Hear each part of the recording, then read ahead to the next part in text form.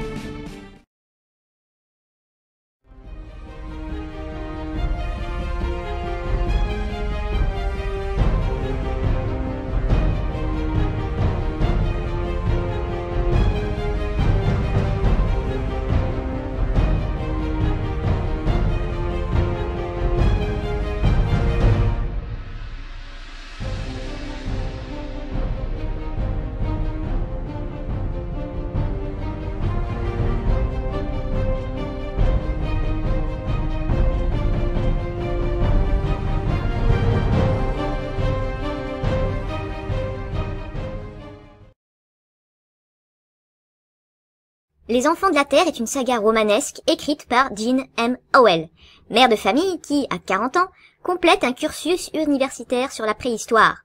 Afin de démontrer ses connaissances, elle entreprend la rédaction d'une saga historique sur le sujet.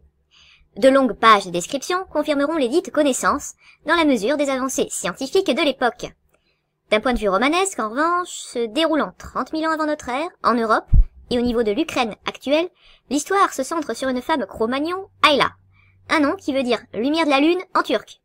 En outre, les noms féminins courts, commençant et finissant par un A avec un Y quelque part, est assez caractéristique des Sioux. Témoin, Arya dans Eragon. Ou Alia dans Miraculous Ladybug. Non. Attendez. Elle, c'est une exception. À 5 ans, elle se retrouve subitement orpheline des suites d'un tremblement de terre, et on ne saura jamais qui étaient ses vrais parents, ni où se trouve le reste de la tribu. Elle erre plusieurs jours, et finit attaquée par un lion des cavernes qui lui laisse une cicatrice à la cuisse. Ayla sera recueillie par des Néandertaliens. Et jusqu'ici, ça pourrait être juste une version inversée d'Ao, l'homme ancien. Les problèmes commencent avec les capacités d'Ayla. Les Néandertaliens communiquent par le langage des signes, car ils seraient incapables d'articuler, mais on a cependant découvert récemment que leurs cordes vocales étaient fonctionnelles. Pour cette même raison, ils ne peuvent ni rire ni pleurer. Mais pas Ayla. Elle parvient à faire pas mal de choses que sa nouvelle tribu ne peut faire. Il est notamment interdit aux femmes de chasser. Ayla contourne l'interdit, se fabrique une fronde et apprend à chasser toute seule. Elle devient aussi une guérisseuse douée, grâce à son apprentissage avec Isa, qui maîtrise les herbes médicinales.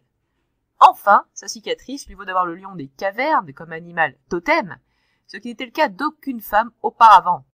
Elle ne ressemble guère à ses nouveaux congénères, blondes aux yeux bleus, alors qu'ils sont tous bruns aux yeux foncés. En vérité, les Néandertaliens pouvaient aussi être roux, et le premier humain portant la mutation, yeux bleus, est ancêtre de tous ceux qui portent cette particularité. Vient d'être identifié comme un chasseur-cueilleur qui vivait il y a seulement 7000 ans, bien après l'époque de l'histoire. Mais ces découvertes dataient, après 1980, donc laissons à l'auteur le bénéfice du doute. Évidemment, les tempéraments libres d'Ayla est déplé, notamment à Brood, fils du chef. En ces temps-là, les humains ignorent encore que les femmes tombent enceintes des suites de rapports sexuels et croient que les enfants naissent par génération spontanée des suites de la décision d'un animal totem. Du coup, imaginant que c'est sans conséquence, les rapports sont fréquents. Et si un homme néandertalien fait un signe convenu à une femme, elle doit tout laisser tomber et le rejoindre pour une partie de jambes en l'air, qu'elle l'apprécie ou non. Et techniquement, c'est du viol, et Brood ne se prive pas de l'infliger à Ayla, encore enfant. Elle accouche à seulement 11 ans d'un garçon, Durk, et bien sûr, cette délivrance difficile manque de la tuer, mais finalement, non. Viol pédophile qui résulte sur une grossesse précoce est tchèque. À 8 ans, surprise à s'adonner au tabou de la chasse, Ayla va aussi subir l'épreuve de mort temporaire, c'est-à-dire que tout le clan fait comme si elle n'était pas là. Seul moyen d'en sortir, rester seule plusieurs jours dans une grotte à l'écart, se débrouillant pour survivre et chasser. Eh bien, croyez-le ou non, à seulement 8 ans et avec sa seule fronde, Ayla s'en sort. Près de 6 ans plus tard, après la mort du chef de clan, Brood, devenu nouveau chef, lui colle sans raison et l'épreuve de mort définitive, ce qui équivaut à un exil injuste pour Ayla, d'autant qu'elle ne peut emmener son fils. Fin du premier tome. À noter que nous montrons ici des images qui ne sont pas d'Ayla, mais de Sheena, héroïne de Pulp, et princesse de la jungle des temps modernes. Mais visuellement, vous voyez l'idée. Dans le second tome, la vallée des chevaux, Ayla vit plutôt bien sa solitude. Elle découvre comment faire du feu à volonté en frappant une pyrite contre un morceau de silex. Elle apprivoise une jument, Winnie, puis un lion des cavernes, Bébé. Quelque temps plus tard, Bébé attaque et tue un homme de Cro-Magnon, puis blesse gravement le frère de ce dernier, alors qu'il venait à passer. Bien sûr, Ayla réussit à guérir le survivant, Jondalar, en inventant le même jour la chirurgie et l'aiguille à chat. Jondalar inculque quasi instantanément à Ayla le langage articulé, et il tombe amoureux. Bien que ce soit le lion de cette dernière qui ait tué son frère. Ah, mais si facilement pardonné. Oh, et là c'est Shanna et Khazar, des décalques de Sheena de chez Marvel, et encore une fois, visuellement, vous saisissez. Jondalar, merci de concis Attard. Fils de chef, il est parti de ce qui deviendra la France avec son frère pour chercher l'extrémité du fleuve Danube. Beau comme un dieu, il est blond aux yeux bleus. Quoique, ses yeux sont sujets au kaléidoscopique parce qu'ils paraissent violets à la lumière du feu, je cite. Il serait monté comme un étalon puisqu'il blesse toutes ses partenaires, toutes sauf Ayla. Élargi, là où il le faut, par son accouchement. Je vous épargne les descriptions extatiques de leur relation sexuelle. Le compagnon Garistou, check. Dans le 3e tome, Jondalar et Ayla repartent avec Winnie et son petit, rapide, vers le lieu de naissance de Jondalar. Ils rencontrent une tribu, les Mamoutoy, et grâce à leur sorcier, Ayla développe ses dons de préscience, car oui, elle en a. Elle est capable de percevoir jusqu'à notre 20e siècle. Un sculpteur, Ranek, s'éprend d'Ayla. Bah oui, vous pensiez quand même pas qu'un seul homme aimerait Ayla? Une fois l'obligatoire triangle amoureux fini, Ayla apprivoise un loup, Wolf, et suscite une certaine méfiance. La voilà donc repartie avec ses bêtes et Jondalar.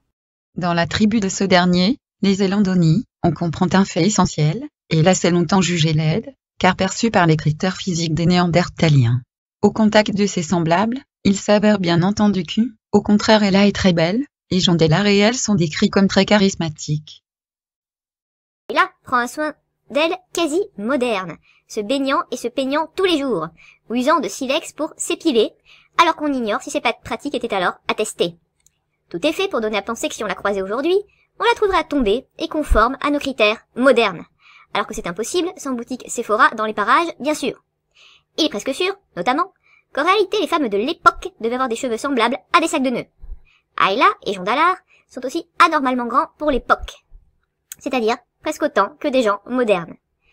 Ayla, faussement modeste, ne se croit pas bonne guérisseuse, mais les sages de la tribu lui trouvent au contraire un talent quasi surnaturel pour cela. La première des Elandonia, ou mystiques, décide de la prendre en apprentissage pour qu'elle lui succède un jour. Tout le monde aime Ayla, de fait. Presque tout le monde, sauf les gens désagréables comme Marona. Marona, c'était la plus belle femme de la tribu avant l'arrivée d'Ayla et la fiancée de Jondalar. Mais devant son mauvais caractère, il fuit à la première occasion, c'est-à-dire le voyage avec son frère.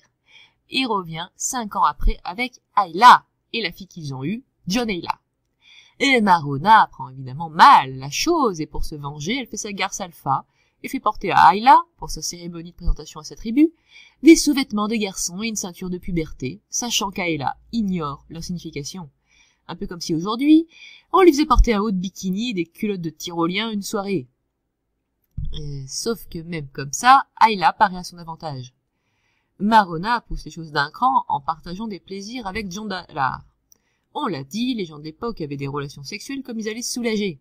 Mais là, quand Ayla les surprend, elle fait une scène, et Jondalar devra apprendre l'exclusivité avec elle. Ayla elle-même a failli se faire violer par un autre méchant, Madroman, et fera, mais c'était inévitable, une fausse couche. Les enfants sont censés naître par génération spontanée jusqu'alors. Mais c'est Ayla qui devine le rôle des hommes et de la paternité. Les mariages étaient jusqu'alors provisoires. Mais Ayla et Jondalar décident d'en avoir un permanent et monogame, inventant le foyer moderne par la même occasion. Les enfants de la Terre, on l'a dit, a des ambitions historiques. C'est vrai, jusqu'à un certain point. Les habitudes, les techniques de chasse, les plantes, les vêtements, l'alimentation sont fidèlement décrits. Le problème, c'est l'incroyable trou noir que devient l'héroïne et qui contredit l'histoire avec un grand H sur plus d'un point. Ayla est censée avoir l'aspect d'un mannequin moderne blond en bikini de fourrure, selon un cliché qu'on voit habituellement dans les mauvaises reconstitutions historiques, du style où les hommes des cavernes côtoient les dinosaures. Dans une fantaisie comme Raon, ce n'est pas bien grave, mais quand on a des prétentions historiques... Alors, pourquoi? On ignore si Jean M. Howell a fait une projection inconsciente sur son héroïne, mais il paraît que certains lecteurs furent déçus de découvrir qu'elle n'était pas aussi sexy que sa création. L'aspect et l'entretien digne de notre époque qu'ont Ayla et Jondalar, en tout cas, contribuent grandement à casser la suspension d'incrédulité. L'autre raison, c'est la capacité et les inventions d'Ayla. À elle seule, elle a inventé, ou découvert, la domestication des chevaux et des chiens, l'invention de l'allume-feu, de la fronde, du propulseur de saguet, de l'aiguille, de la taille du silex, des déplacements à l'échelle continentale, de la chirurgie, de la notion de paternité et du mariage monogame.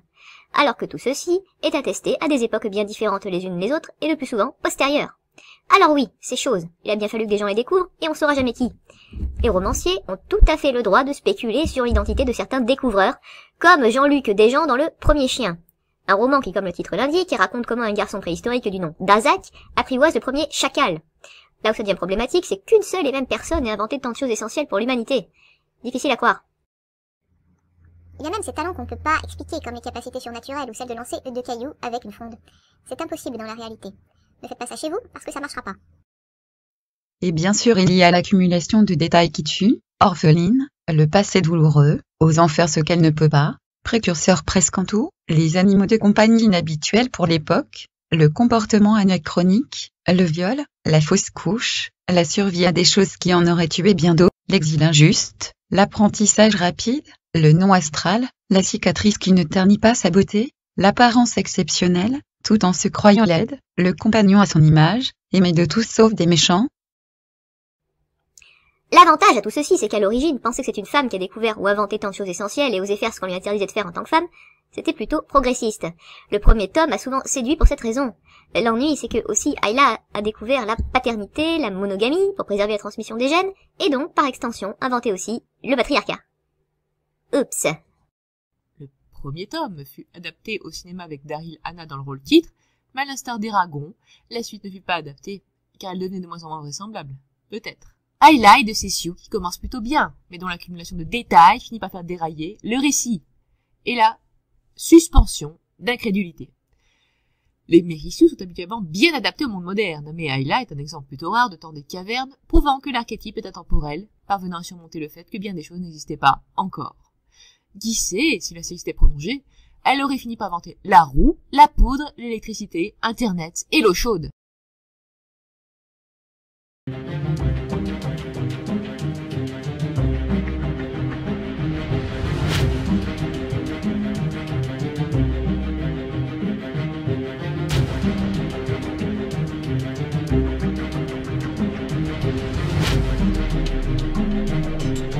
Pour ne rien rater de la suite, n'hésitez pas à vous abonner.